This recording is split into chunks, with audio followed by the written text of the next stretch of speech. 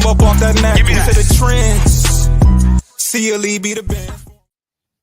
Welcome to another episode of Corner to Copa. I'm here with my co-host and coach. I have one question for you. How many pizzas do we need to sell to make this team a World Series contender, man? Well, you know, if more recent history serves as status quo, it's going to be quite a bit of hot and readies, and also the ready-made kits at home in the freezer. Oh yeah, can't forget about the kits, my kits. But today we are talking free agency. I feel like we've been chomping at the bit, even mid-season. I won't say mid-season, but certainly towards the tail end of the year. But we are finally in the moment to talk about free agency. I know you've done your research. I've done mine. Let's talk about position players first and foremost. We know we pretty much have an idea of what areas we need to strengthen. It's corner, infield, but who is one dream free agency if we had unlimited money and we could make anything happen? Outside of like Soto, but that's not a corner infielder. Who would you be looking at?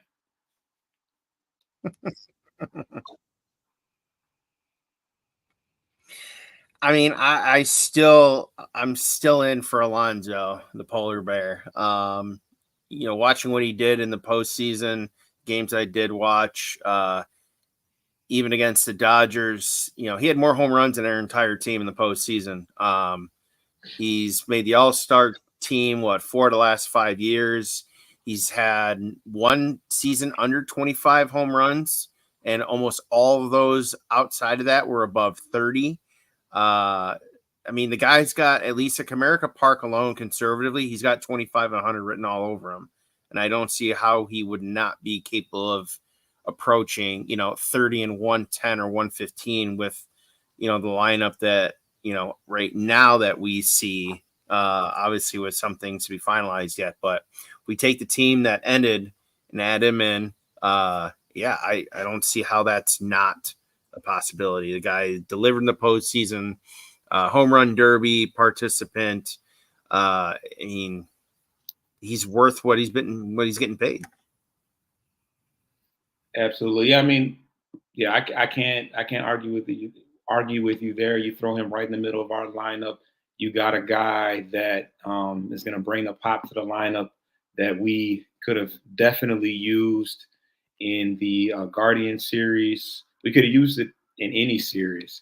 I mean, when you look at the amount of opportunities that Torkelson had to drive in runs, he's worth the price of admission, and he's certainly going to he's certainly going to get paid whatever he requests.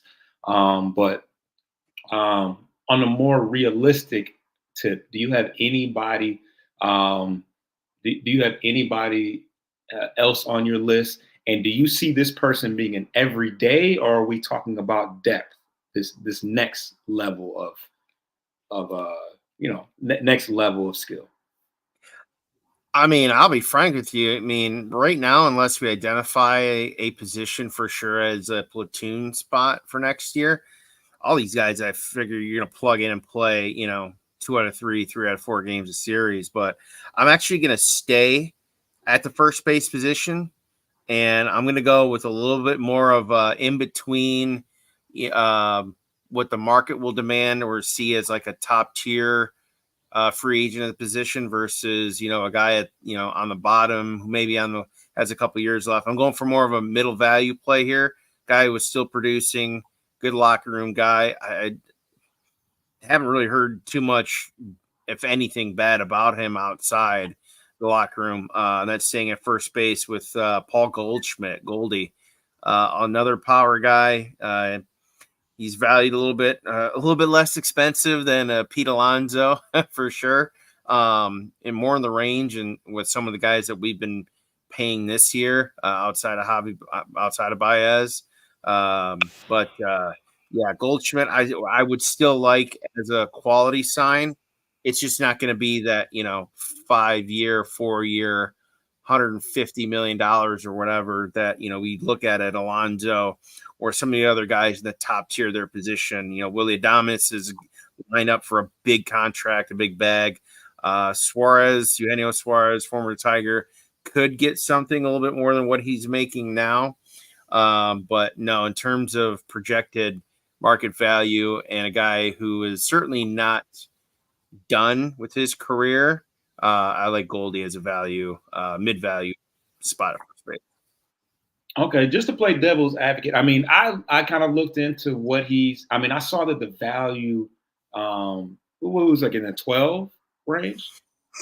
Yeah, Spot Track has him just over 12 million a year for 2025. Yeah, versus Pete Alonso was under 30. But I also read an article that said that he could make upwards of 25. Is that a just complete stretch as far as?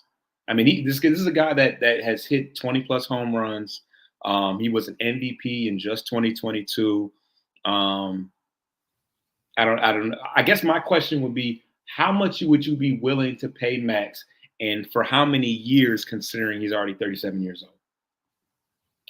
I mean, Goldie's going to be a maybe like a 2-year guy. A little bit of a temporary plug and play, because I mean, we're treating this like their window is now. It's on the clock. Their time to win and go for it is now, as the younger core continues to grow together. So guys like Gold, yeah, I mean, ideally we would love to go out and get Alonso, lock him up for 6-7 years or whatever, and ride that out. But obviously, if you're going to pivot to a guy like Goldie, who is older than Alonso, then yeah, your duration of the contract's going to be shorter. There could be another big market team out there that is willing to overpay and pay that $25 million. But if it's at that price range, 20 to 25, I don't see where he gets more than 2 years, unless it's a big market club that pays him 70-80% in guaranteed money up front as a signing bonus, basically, and then they pay him out marginally based on that each season, in terms of yearly salary on the payroll. Would you pay 2 for 25? So 50 overall? For Goldie, I don't know, because at that price, you're not too far away from Alonso territory. So if that's the case, and he's hitting 20 and maybe what, 90, 95, and Alonso's been clearly 30 and 105, 110 RBIs a year on a regular basis the last half decade, I'm going with Alonso for a little bit more, and the fact that he's younger. So, I mean, if we're taking those two guys in comparison, that's how I would look at it. Okay, so let's get to the first break. I'll be back. We'll be back.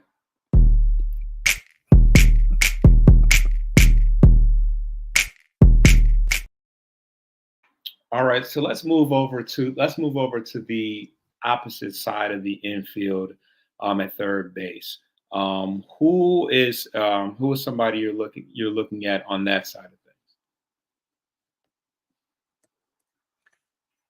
Well, the first name for third base that caught my eye, I've already alluded to him earlier, and that's Eugenio Suarez. Now, he does have an option with Arizona for $15 million for next year, and the projected market value is a little north of $12 million. So I could see Arizona maybe turning that down, possibly. That's probably an ongoing negotiation and discussion that his agent and the club are going to have. But considering Arizona's only just one full year removed from going to the World Series, and they just missed out on the playoffs this year, literally last game of the year. They had to unfortunately watch their season end in front of them on TV with the doubleheader that the Braves and can't remember who else it was. The Mets, Braves and Mets, for their fate this year. So there's a little bit of pressure on them, it's possible they pull the trigger on him, but I would like to see if he does hit the free agency list. I mean, at least a call just to see. But if not, for value, I like the Kansas City Royals acquisition, Paul DeJong, former longtime Cardinal player. Good veteran guy. He can hold it down. Haven't seen too many issues with him defensively, which obviously, is a good thing for us. We did struggle defensively, especially in the infield. Probably the first 3 months of the season was not very pretty at all. So those would be my two guys that I would key on. There might be some others that either they just get released or, options are turned down, but those are my two picks for third base. Yeah, and just to give a little insider on Suarez, I mean the option is for, what is it, 12, or what did you say the option was? I mean, pretty reasonable. Okay. So I know he had a slow start to the year. He was definitely not starting. Well, he came off a 162 game season, but he was kind of limited early on. He was getting just benched for his performance. I think he was hitting under 200. And I know that the Diamondbacks also have some guys waiting in the wings from the minor league club. But I do think that I feel like they probably pick up that option unless they really feel content with who they have coming up in the organization. They'll certainly have to pay Christian Walker this upcoming year. He's coming off a monster year. But yeah, I mean, I'm not mad at in the event that the Tigers have an opportunity to go after him.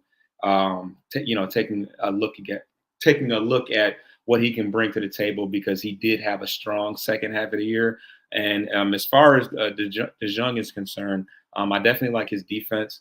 He's he as far as baseball savant is concerned, he's coming in at 3 outs above average.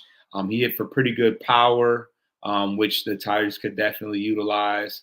He played shortstop and third base, which we kind of talked about off air. Obviously, we kind of have a void at both those positions. But yeah, outside of that, he doesn't really have the plate discipline that a lot of the Tigers possess. But more than anything, we just need guys that can put the ball in the seats every once in a while. Now, a name that you did not bring up was Alex Bregman. This is a guy that's going to cost a lot. That's going to cost a lot of money. He's going to be setting the market at third base now that Matt Chapman has is off the market. But I don't think that the Astros are going to be willing to pay him with already paying Altuve a bunch of money, and Ryan Tucker is going to be due for an extension soon. So I think he's going to seek a lot of attention, and it's going to come down to whether or not the Tigers want to block the progression of Chase Young. Are they prepared to have another year of Vierling and Young platooning at that position, or are they ready to take the next step? Because Alex Bregman is a guy that is, he's won 2 World Series. He's already obviously played alongside AJ Hinch. They won a World Series together. He's a 2-time All-Star. He's a Silver Slugger Award winner. So he's a proven guy. He plays great defense, and he is a good contact hitter. He's going to get a ton of hits for us, and I think he would do well on a couple different fronts. Of course, Scott Harris likes guys that are disciplined at the plate, and he likes guys that play defense. So he kind of checks a lot of boxes that Scott Harris is all about. But what do you think about Bregman? No, you're not wrong there. I mean, he's gonna whether he wants the attention or not, he's gonna get a lot of calls to his agent because if we just take a look at the general availability of third baseman in this year's free agency list, it's not that, it's very short, and it's a lot of old guys, and he's right in the median. The only other players that are really noteworthy of name that are available. I'm assuming Yohan Moncada will end up getting White Sox will turn his club option down, scheduled to make $25 million if they pick it up. He'll be 30 at the time, midway through next year, switch hitter. But, that team struggled and he struggled mightily. And it just seems like a project. And that's not what maybe 2 years ago, we would have taken a chance on someone like him if he would have gotten cut and gotten him for cheap. But, that's what we've been doing for the last year or two with some of these 1 year, 2 year rental agreements.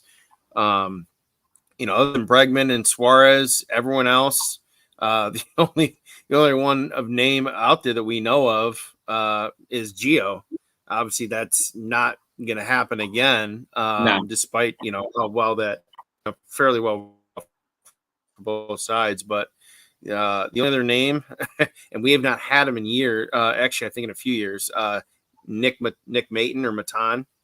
Oh, is the only other guy. All the other guys are minor leaguers. So there's no one. It's a very short list for the third baseman this year. So I figure that's why you're going to sign either corner infield spot to a 15 plus AAV contract, and then the other you go value, or they'll just keep I'll be fine with Vierling and Jace, because you got to see eventually what Jace has, and what we did see so far this year was not that great, really, either the bat or the glove. But I think that's I don't think they're going to try and block anyone on purpose or with intent to do that. It's going to be more along as like, okay, we'll bring you along, we'll plug you in, prove it. If not, then, we'll send you back down because you've got options, and that's what they're going to do. But yeah, it's a short list compared to, first base for this offseason. Okay, we're going to take a break and we are going to get into the pitchers.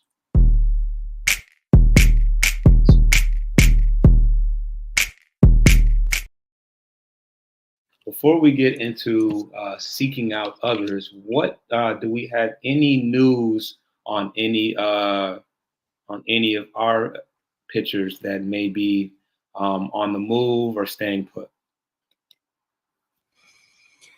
So it's been reported earlier today from SI and a couple other outlets that it's speculative that the Tigers and Casey Mize are going to end up parting ways. There is a club option for a little over $3 million this year for the Tigers they could pick up, because he's still under arbitration, but that was pre-agreed under this year's arbitration, which he was making just north of $800,000. I believe there's a small buyout fee, very small. So, I mean, it's fractional if there is with him. But based on his, injury with Tommy John and his comeback, didn't start that well this year, got hurt, came back, had a north of 5.5 ERA. He had some moments, but they were far and few compared to the moments of struggle and inconsistency. So if that does come to a formality, they'll end up non-tendering him at all. So essentially he'll become a restricted free agent, and he'll go through the waiver process since he still has arbitration years left. So that'll open up a spot technically in the rotation. We had a lot of bullpen guys in here. So of the collective group that we ended with, I imagine 2 or 3 will start the year in the minor leagues just to reset the entire pitching staff back to what, the more formal approach heading into a traditional year. And as AJ said, during that run, the process they put together on the fly, he said it's not sustainable long term. You can't do it for a full season. There's just not enough days off in some of these stretches where they play 2 full weeks without a break. But yeah, as of right now, that looks like the only one that may end up happening outside of any other breaking news that's not on anyone's radar. And you know what? I forgot to speak about another first baseman that I personally would be interested in, not to backpedal, but I was looking at Josh Bell He started the year. He actually played for the Guardians 2 years ago. Opted out, signed with the Miami Marlins, was waived, and then picked up by the Arizona Diamondbacks. I like him as a possible platoon option. He's a power hitter who can hit from both sides, which I like the versatility there. Doesn't provide much defensively, but if you need to, because I really feel like it sounds like they're going to continue to they're going to bring Torkelson back. So if they need a guy that can spell him, especially up against a right-handed pitcher, he has pretty decent splits from both sides of the plate.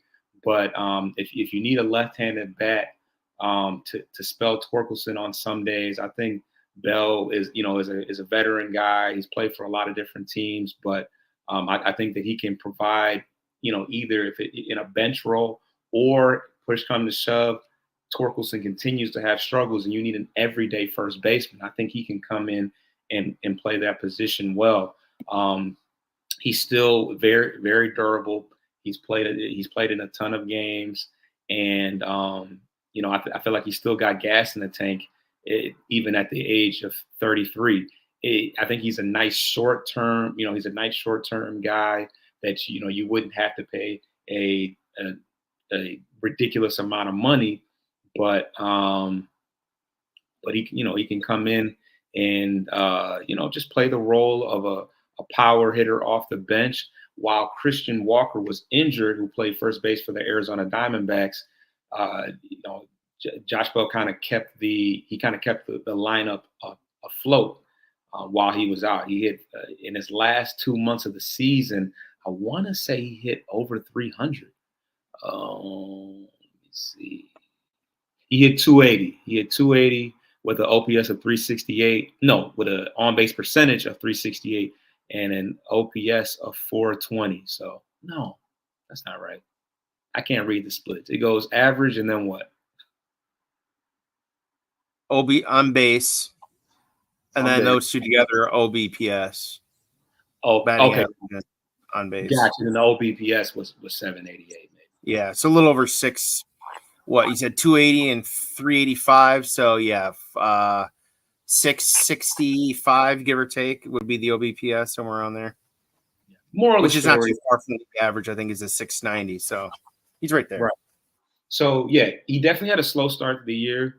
I think that the Marlins are just kind of cleaning house anyways, but he had a very strong second half of the year, which bodes well for him moving forward. And like I said, he by the end of the year with the Diamondbacks, they pretty much had to keep him in the lineup, whether it was at the DH role or at first base. So I wouldn't be mad at that. He's a left-handed power hitter. We got a short porch in right field, so he'd be our little baby, Prince Fielder, which is kind of ridiculous to say about a guy who's 6'3", 260 pounds. I mean, that's a big boy.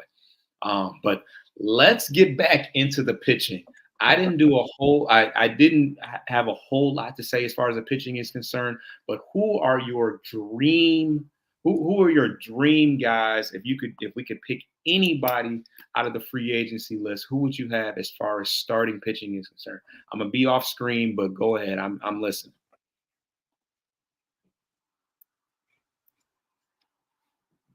Mm-hmm. So prior to the whole thing with Flaherty and his arm, I know you and I and some of our buddies talked about that, as the reason why the Yankees pulled out of that tentative agreement at the deadline prior to Detroit settling with the Dodgers on that trade. I would have said Flaherty, but he's going to command, according to Spot Track, he was going to command a little bit more than $5 or $6 million more than what he was getting paid this year. And now you throw in that uncertainty about his arm. I'd say this: if he gets cleared from not just team doctors but independent as well, that everything's fine. It's just a matter of fatigue or whatever. Not so much dead arm, but it's a deep playoff run for him, and But I think I would be then maybe considering paying him that. But there could be a team too that comes in and outbids that price. So at that point, I'd probably tap out. But we're talking no money, whatever. I'd love for them to get Max Fried from Atlanta. Guy's been a consummate professional. He'd be a great addition to that rotation and collective arms. Again, another type of, playoff savant guy and just a great, tutor to the young core that they have. So I think that's kind of the theme for me right now with a lot of these free agency names. Guys that have been there, they're years in the league. They've had playoff experience, because heading into this year, all we had was, Vierling. When the playoffs started, Vierling was the only guy that had any major playoff experience, including the World Series. So I think adding that type of been there, done that, or at least been there, experienced that type guys in the locker room will help really gel with the young guys and raising their level. Do what they need to do to get the job done. And that kind of mindset, you go from young and kind of happy-go-lucky, you're just playing, you find a groove, you just roll with it, to, okay, back to when we had this team 10 years ago with a litany of veterans, Torrey Hunter, Ian Kinsler, Prince, Miggy, V-Mart, Nick Castellanos grew into essentially a veteran during that run. That's a type of mold now we're trying to adhere together. So Max Fried would be my guy for sure, but Flaherty, all things considered, if he clean bill of health, I think he's right there. It's kind of like a 1B option for them. Okay. So if we're just talking, because when we talk Flaherty and Max Fried, we're talking right up next to a Skubal in the, as far as the level of, where they would be. Is there a sleeper? I'm thinking, just innings eater type of guy that's kind of, more middle of the pack type guy that you can think of. Yeah, so a guy I did have for value in that regard. Basically what we thought Maeda was hopeful to be this year. I would say a guy like Patrick Corbin, who's coming off, a big contract with Washington, really had a bad year, but let's be real, that team was terrible. They were one of the worst teams in baseball, and they're still paying for that Anthony Rendon extension, even though he's with the Angels now. They're still paying a part of that original extension. But, Spot Track has him averaged around 6.4 million. I mean, I'd pay him as much as 8. Guy's got playoff pedigree. Again, been there, done that kind of guy.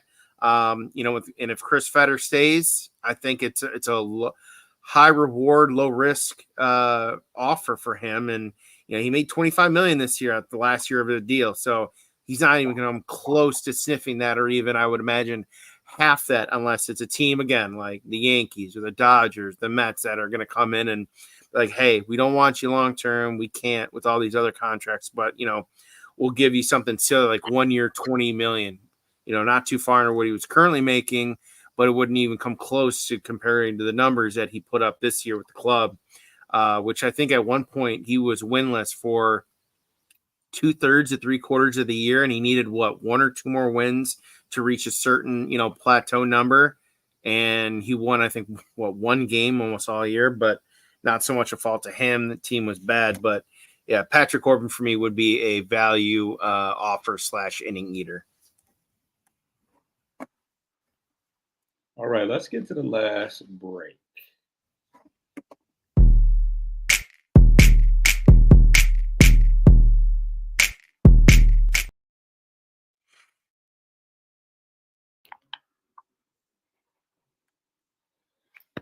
All right, so we pretty much covered everything. Well, we didn't touch on outfield, but we know that the outfield is not a super dire need. Although would DeJong cover that portion of things as well, or is he mostly infield?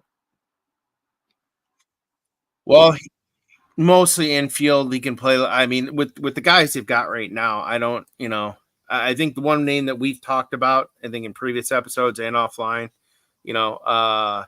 Anthony Santander of the Orioles, right fielder, would be a guy that I would definitely consider if we're looking that direction. Mm-hmm. Obviously, that would mean some additional guys that made the playoff roster this year would not be starting with the club out of spring training next year if that's a signing they decide to make. But in terms of outfield, I think Anthony Santander would be worth every dollar you pay him. He's not going to command $25-30 million. Unlike a Willy Adames at short, that's kind of a pipe dream just because of who we've got already.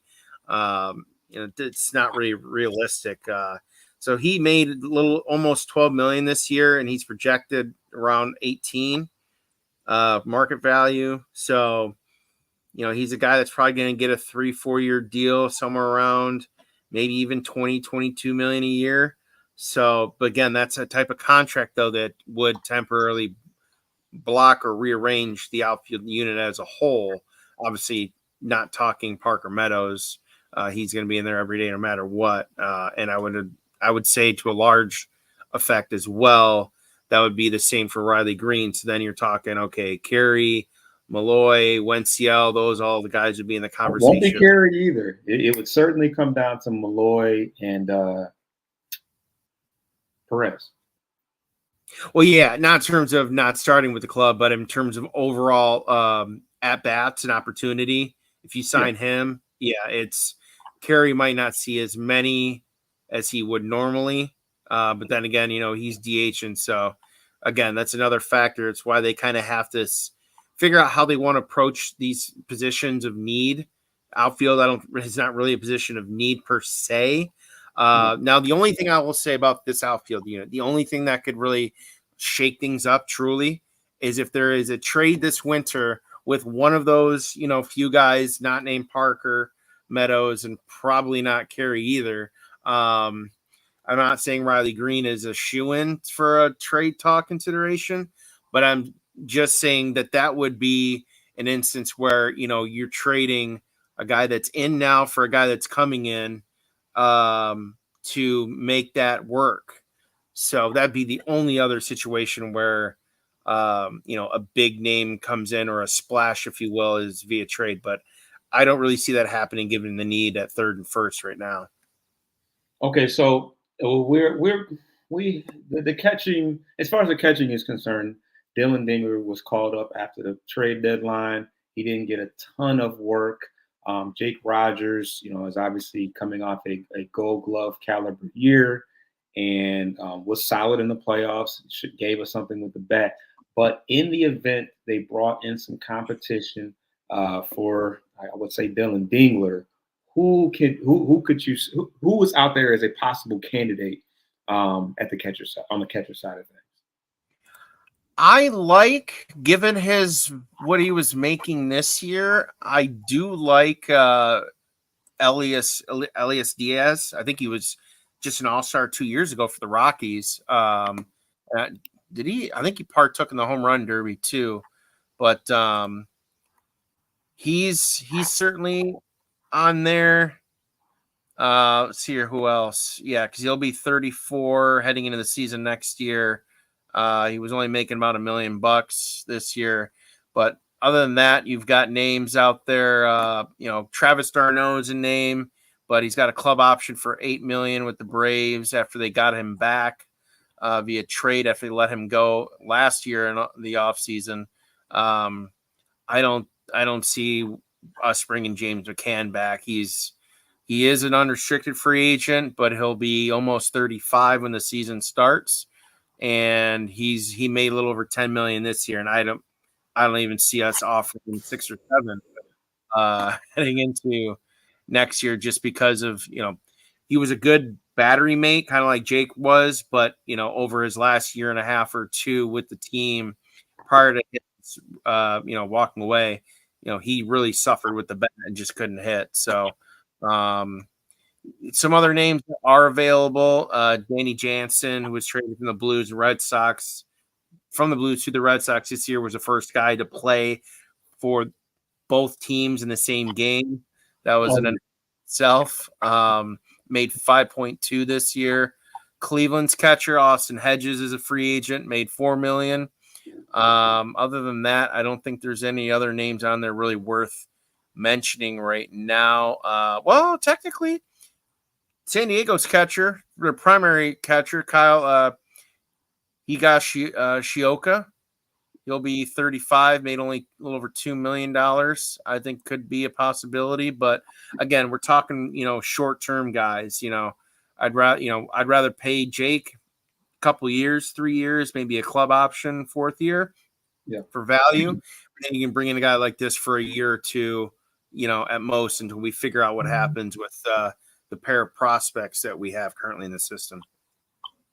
Yeah, we finally have a promising catching prospect coming up. So he's been. Hey, I'm not giving up on Dingler yet. So I know everyone loves the guy, but No, I only say that because Dylan Dingler. I mean, he had a great year this past year, but I mean, as he's worked up the ranks, he hasn't as far as the bat is concerned, he hasn't really shown that much. That's why it's kind of crazy that he got to AAA and had the year of the type of year that he did have. So yeah, I mean, he's a little bit older, but we know the catcher is a really tough position, Coach. You know that, of course.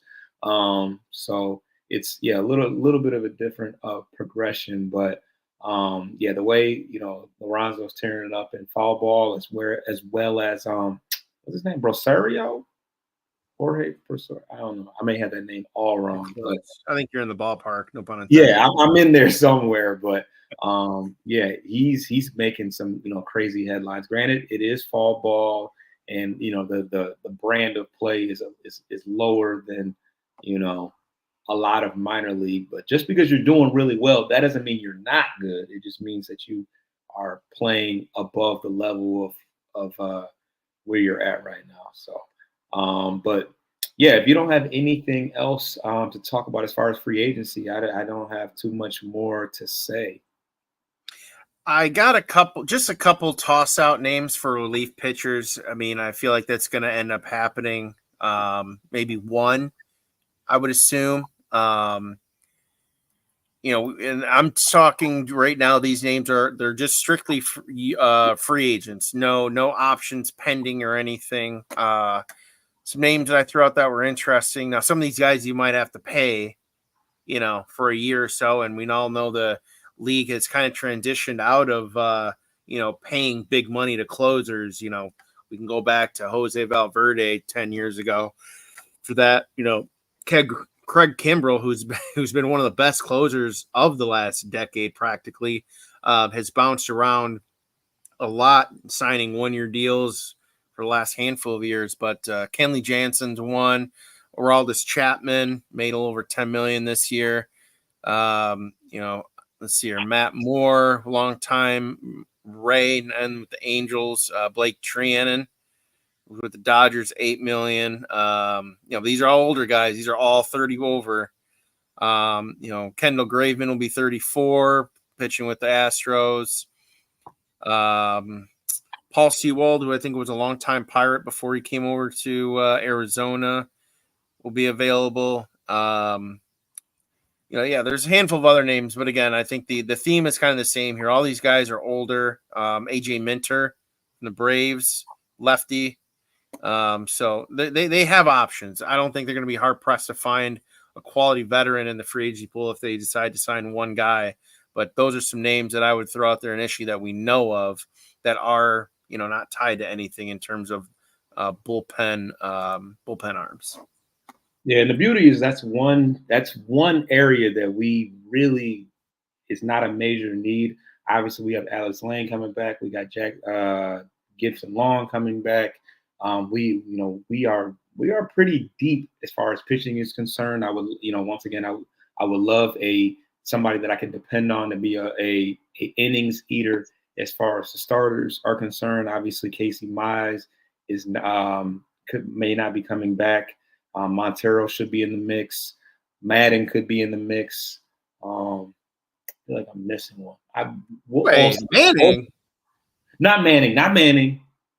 Madden. Madden. Oh, Madden, Ty Madden. Okay, yeah. Manning could be in the mix too.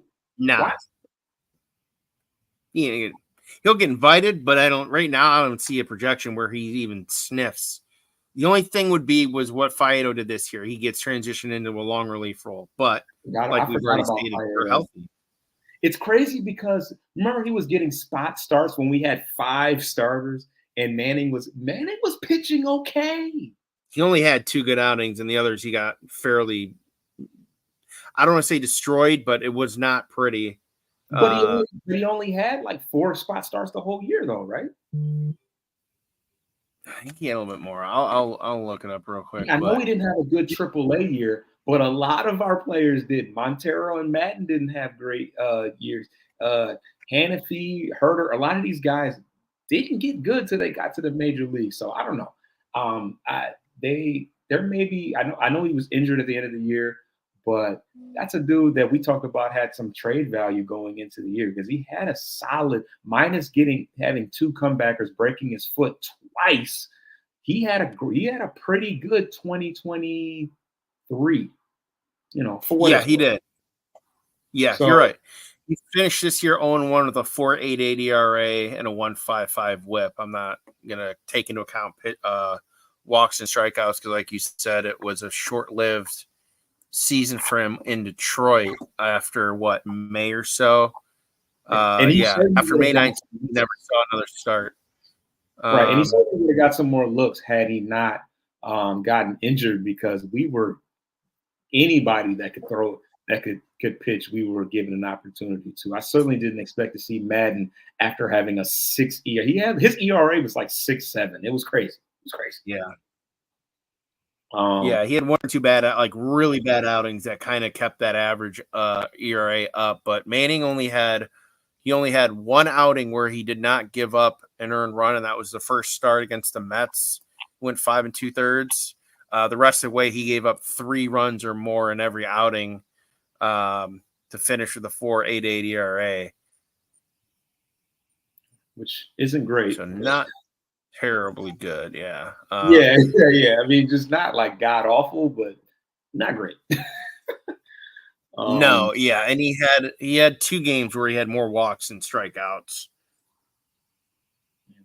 But yeah, I mean, you can get other guys for the same stats roughly, but yeah, I don't see him. He might get invited, but I don't. Again, it'd be an injury thing for next year for me with him. I just don't see it. He hasn't really overcome that, and I know he got hurt after, but again, he might fall into the Casey Mize type situation. Yeah, you're right about that. So I got one thing for you. Before we wrap up here. Let's say this team makes 1 trade this offseason. And I'll put it, I'm going to. We went a little longer. Not to cut your wisdom. Gotcha. Yeah, not to cut your wisdom. Let's take a break because we did go a little bit longer. Let's go.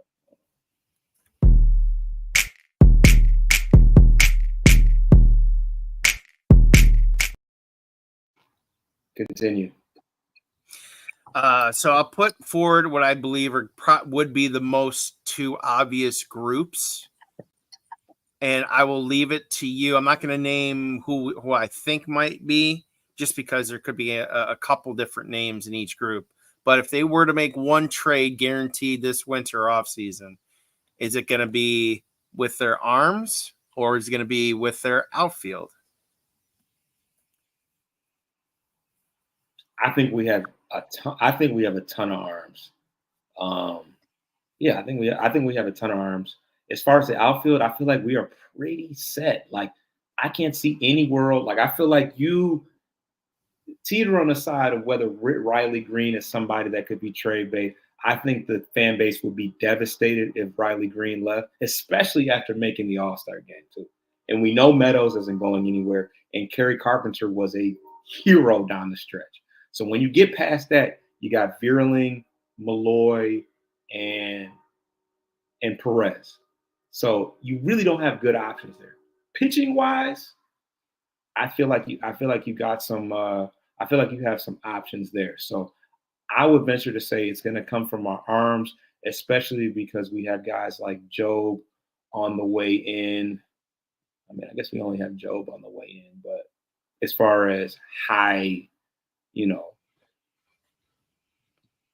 high, high Yeah, ceiling because in guys. a sense, they made room throughout the season and heading into the playoffs, trading Chafin and um, cutting Shelby Miller.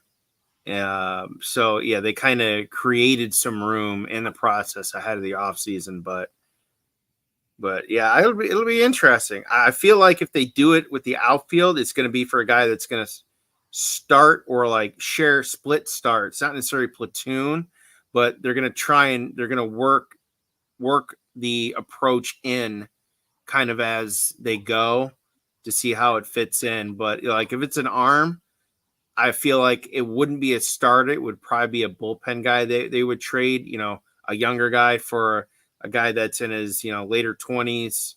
Again, kind of adding experience to the team by subtracting a little bit of, depth youth, if that makes any sense.